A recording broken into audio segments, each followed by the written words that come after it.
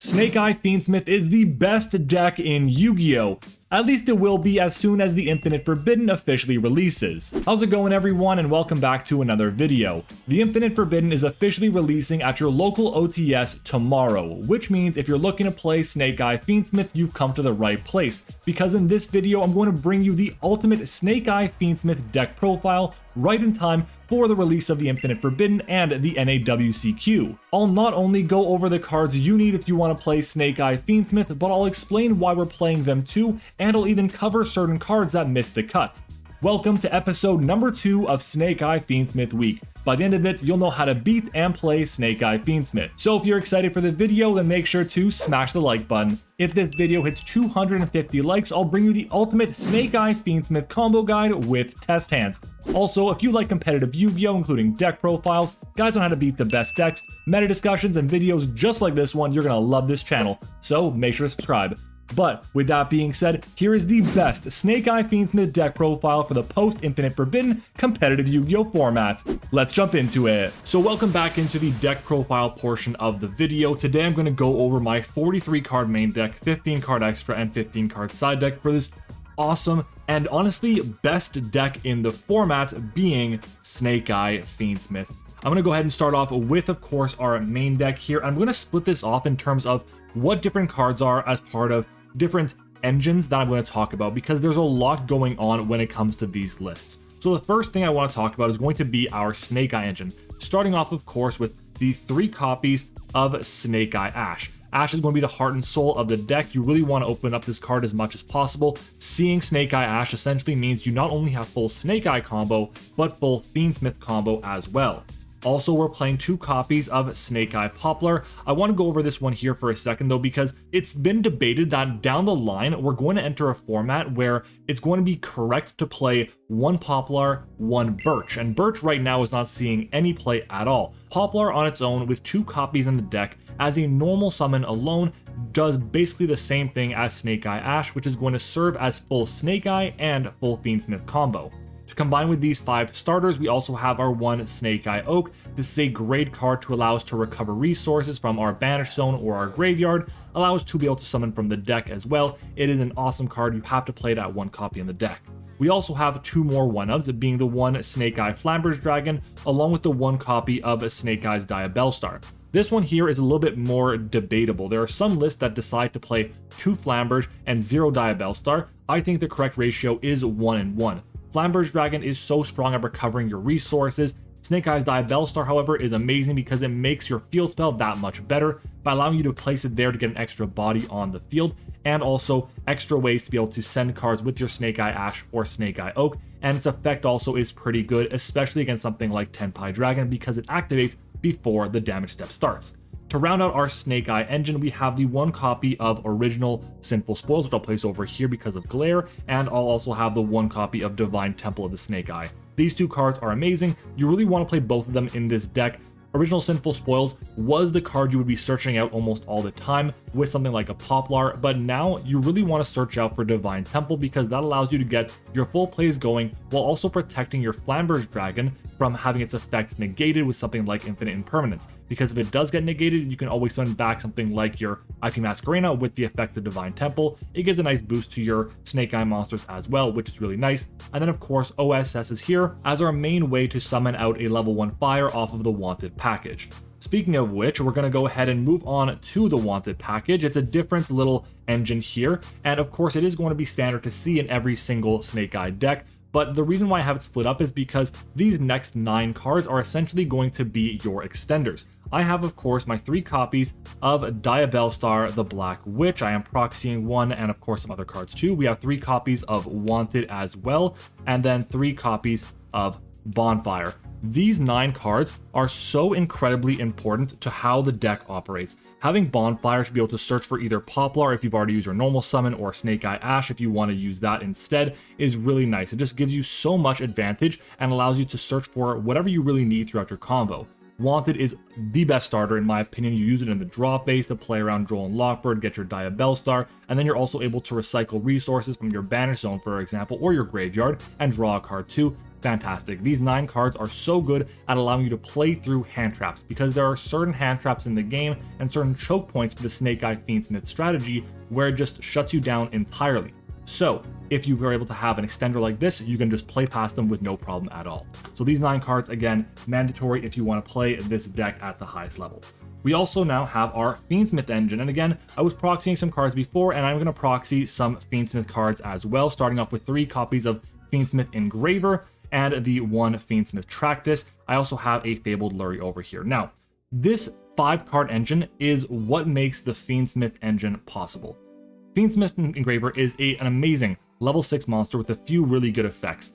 First off, we don't know what rarities these guys are going to be. We're pretty confident that Fiendsmith Engraver will be a secret rare, and I am proxying, by the way, because this is obviously being recorded before the set comes out. This is how I can get it to you on time so you're ready for Nats. But basically, this card over here is incredible because it has a bunch of different effects. First off, you can just discard it from your hand to the graveyard to be able to add a Fiendsmith spell or trap from deck to hand, in this case, Tractus. While it's in the graveyard, you can shuffle back in 1 other light fiend monster into the deck and special summon it, and then while it's on the field and there's a Fiendsmith equip card on the field, you can then target that card and 1 monster on the field and then send them both to the graveyard. Really good form of removal. Being a level 6 is nice, obviously fantastic.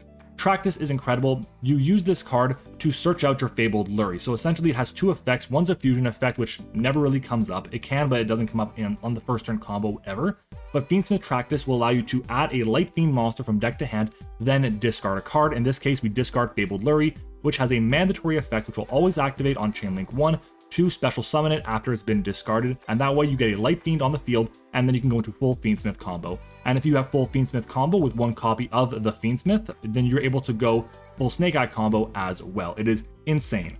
Moving on though, we have our non-engine pieces, and this deck has a lot of room for non-engine. That alone there was 24 cards of engine. Now we have, what? I think I have 19 non-engine pieces, starting off with 3 copies of Infinite Impermanence. This is mandatory, the best hand trap in the game in my opinion. We also have 3 copies of Ash Blossom, again, really strong.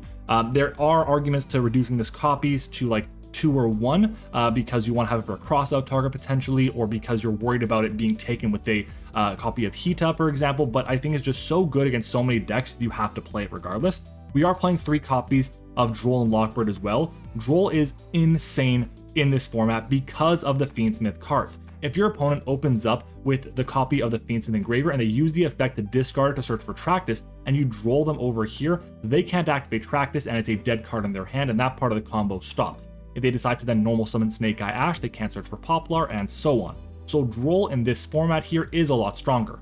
I also have 3 copies of Nibiru here because there are certain points in the combo for Snake-Eye Fiendsmith especially, and even Yubel to an extent, where they are weak to Nibiru, and even more so when paired with another hand trap. So these are 3 of hand traps. I'm also playing 2 copies of Ghost Mourner, 2 copies of Valor here as additional target negation hand traps, but I'm playing them at 2 copies because I'm also playing 3 copies of Crossout Designator. Crossout is incredible in this deck because we have so many possible targets. Droll is crazy against us. Nibiru at certain points can be very strong. Same thing with Infinite Impermanence or the Valor or Mourner. So we want to make sure we can play around those effectively, and Crossout does exactly that. On top of that, we can always use it to send an engine piece to the graveyard. Let's say we go through our full Fiendsmith combo, we can always cross out a copy of the Fiendsmith in the mirror match and then be able to take advantage from there. So I think crossout is mandatory. If you want to adjust the hand trap lineup, by all means go ahead, but I think this is going to be the most optimal way to use your hand traps in this current format for Nats season.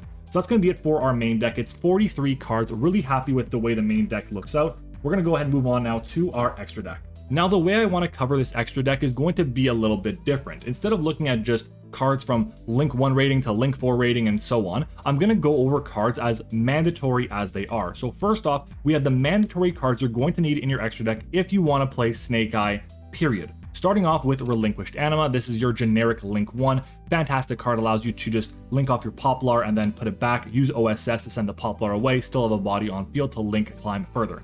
We also have IP Masquerena, a standard part of the end board. Great card, you really want to have this on your field almost at all times. It is terrific. We We pair that with the SP Little Knight. SP is, again, fantastic, arguably the best card in the game, getting you banishing, getting you wasted dodge effects, just such a great card. We then have the one Hita, the Fire Charmer Ablaze.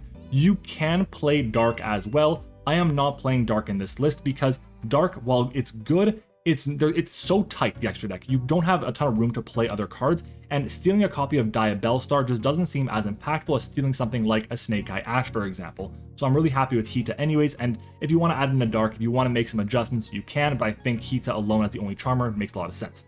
We're also playing, of course, the one Promethean Princess. You need this card to be able to bridge the gap between the Fiendsmith engine to the Snake-Eye engine and to extend the way you want to. Snake-Eye was never a tier 0 deck until Promethean Princess and Poplar came into the meta, so we definitely play Poplar, or Promethean Princess rather, and then we have the one Appaloosa. This is it for our mandatory cards as part of the Snake-Eye engine. Appaloosa is terrific. You want to end on this almost all the time in this specific version of the deck. You can end on a 2 or 3 mat Appaloosa in most combos, but these 6 cards, you have to play them.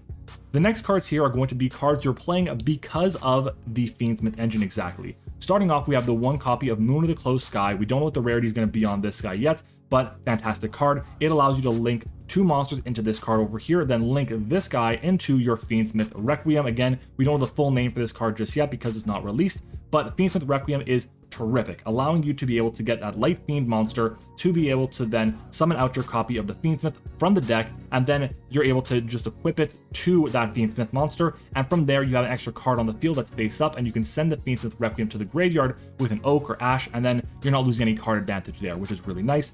We also have our Fiendsmith Sequentia. This is the Link 2 that kind of allows the engine as well to work so well, because you have 2 monsters including a Light Fiend, and then you can just perform a fusion summon, which is really nice because you can summon out your Fiendsmith Lacrimosa, which is really solid. Fiendsmith Sequentia does have a second effect where it passively reduces the attack stat of all your opponent's monsters by 600, and I think it's just a really nice bonus to have on top of that. We have Lacrimosa here, which is an insane card. This card, being a level 6 first off, is terrific because it allows you to go into the rank 6 Xyz pool very easily. If this was a 7, it would change things drastically. But on summon as well, you can add to hand or special summon a Fiendsmith monster, or I think it's a Light Fiend actually, from your graveyard or banishment and just special summon or add to hand. So that's great because it can get you to the Fiendsmith in hand to discard for Tractus, or you can just summon it out to then overlay into your copy of your Beatrice, the Lady of the Eternal. This is the only rank 6 we're playing in the deck. There are other rank 6 options. For example, you can play something like the DDD Wave High King Caesar. I think that card personally is a little bit win more, but these 5 cards, in my opinion, you have to play these 5. It is a mistake to play anything else other than them, but if you want to add in something like a DDD monster, I get it, no problem. You want to add in the other Fiendsmith Fusion monster, I get it. To me, those 2 cards are kind of serving the same purpose, and Appaloosa does basically their jobs, but better, in my opinion. So that's why we have these 5. The next 4 cards in the strategy are going to be cards that are essentially going to be cards that aren't mandatory, but you really want to have them for different reasons, and I'll explain why one at a time. Starting off, we have the Worldseed Dragon Zealantis and the Salmon Great Raging Phoenix. These cards are not mandatory, but the deck is so much better with them in. You don't have to play them, but it's crazy how much better the strategy is once you have access to the OTK, but also Zealantis to just pop cards in the battle phase, put cards your opponent has to face down defense position, special summon back monsters. There's so many great things that you can do with these 2 cards.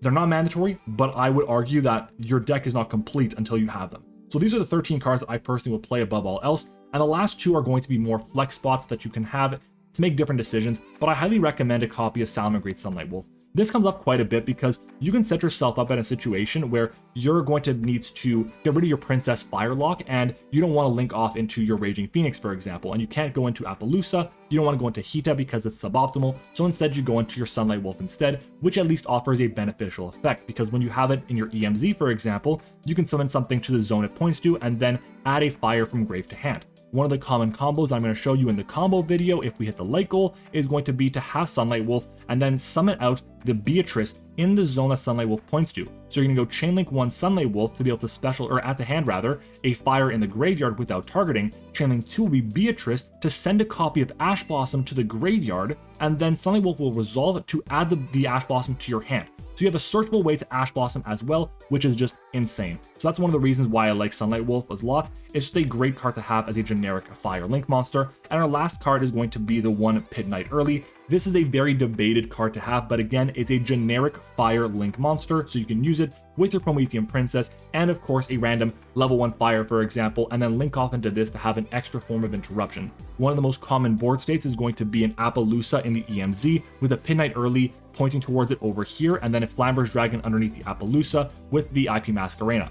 So let's say your opponent decides to normal summon a monster, you use the effect of Flamber's Dragon to be able to summon back the IP Masquerena, you chain Pin Early to negate that card's effect, and there you go, you have a way to get a free negation tool just then and there. And that's one of the reasons why I like Pin Early, but it is by no means mandatory. This is just personal preference. You can replace it with Dark, with the rank 6 DDD monster, you can replace it with the other Fiendsmith Fusion. There are so many other potential options that you can replace Pin Early with. But that's it for our monsters in the extra deck. I'm pretty happy with the way the extra deck looks out. I really wouldn't change much about it right now until we get more information about how the format's looking up and what other cards we should be aware of. I think that this is just such a solid list for the extra deck.